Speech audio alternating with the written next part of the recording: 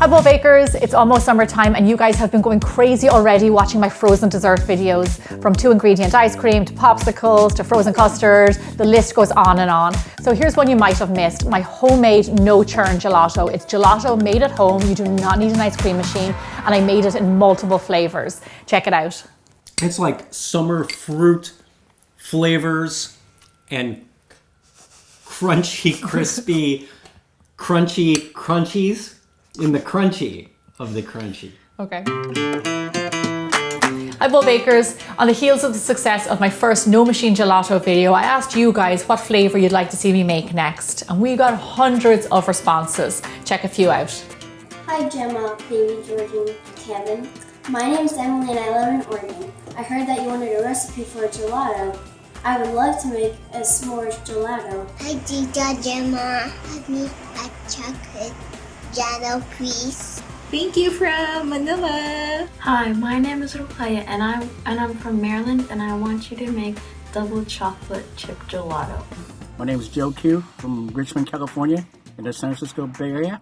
And the flavor gelato that I'd like Gemma to make is called a Zaba Jane. And it is egg yolks, sugar, and Marsala wine. So if she can make it, I'd love to see it. Thank you. So with loads of flavors to choose from, we picked our top 3. And as always, before we get started, Zach is behind the camera and my taste testers, Kevin and little baby George, are here over in the corner. George and I can't wait to taste them. So right now, let's get stuck into making our gelato. So here is my no machine gelato base. Now this is super easy to make. The recipe is on biggerbolderbaking.com along with the video. All you do is make a custard base, let it chill, and then once it does, fold in whipped cream. It's super easy. What we have here is a blank canvas that we can add any flavor to. Like I said, we're gonna pick the top 3 flavors right now. The first flavor we're going to make is salted caramel gelato. Absolutely delicious, really lovely, beautiful flavors. So here we have my signature salted caramel sauce. I absolutely love this and I always keep it in my fridge. Recipes on my website. You can use a caramel sauce that you get in the store, a good quality one, add a little bit of salt into that. That's no problem. We're just gonna go ahead and add this into our gelato base. And then all you want to do is just swirl it all around. And you can see that color come through. Now what I like to do is give it a little taste. Oh my gosh, that's delicious. Taste it just to make sure there's enough caramel in there. You can add a little bit more if you want, but this tastes gorgeous. It's salty, it's sweet. It has that lovely rich caramel flavor. Now all we have to do is pop it into our loaf pan. And just because we're a little bit extra here on Bigger Bolder Baking, the last thing I'm going to do is just ripple in some caramel sauce, just to give us extra flavor and color. So that's it, that's all it takes to make salted caramel gelato. Now remember, you do have to go in and stir this every so often while it's in the freezer. And that's the beauty of making it no churn. All you do is just go in with a spoon and break up the ice crystals. But here we have one I prepared earlier. I'm really excited to taste this flavor. I also know somebody else who's going to love this. Oh, that was good timing. Oh man, I'm ready. I got a bowl ready for you. Salted caramel. It's like just eating frozen caramel. Like that's exactly what it is. It's rich, it's creamy, salty. That's delicious, Jim. Absolutely delicious. Oh, creamy and salty. That's so good. Gorgeous. Okay, Kevin. And George is definitely interested in that one. Yeah, but maybe later. We're gonna move on to the next flavor. All right. So next up, chocolate on chocolate on chocolate. This is a really great suggestion. We're gonna have bittersweet chocolate, chocolate chunks, and white chocolate in there. So here I have a little bit of ganache, and what I'm going to do is add some of my gelato base to it.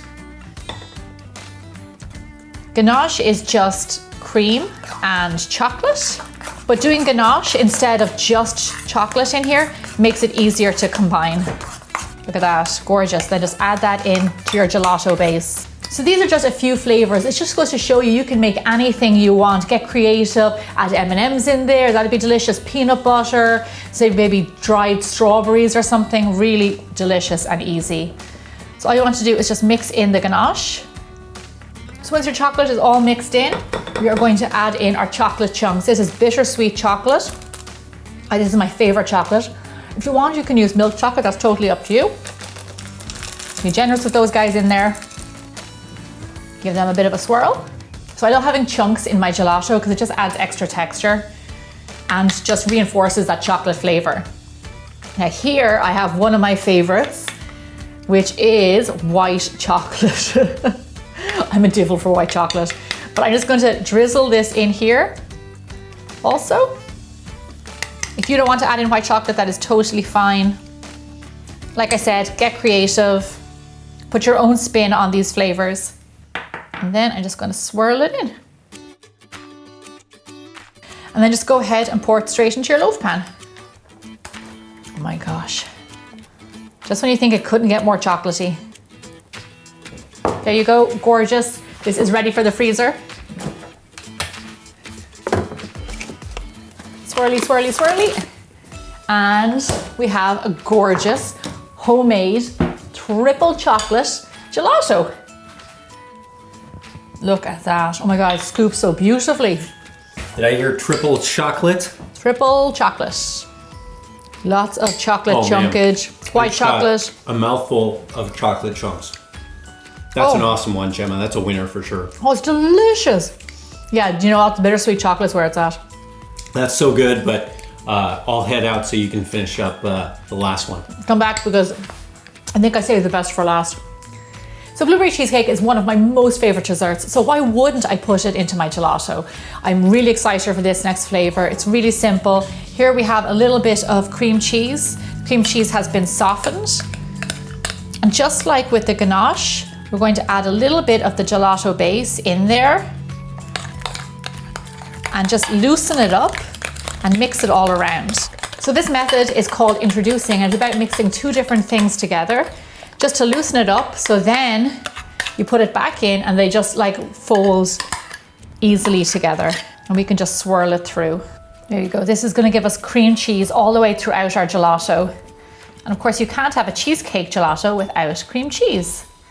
Now next we are going to add in our cookie base. I love this. Here I have some graham crackers. You can use digestive biscuits, any kind of a plain vanilla biscuit that you like. I mixed it with a little butter, just like the way you would get it on a cheesecake, that lovely kind of buttery crust.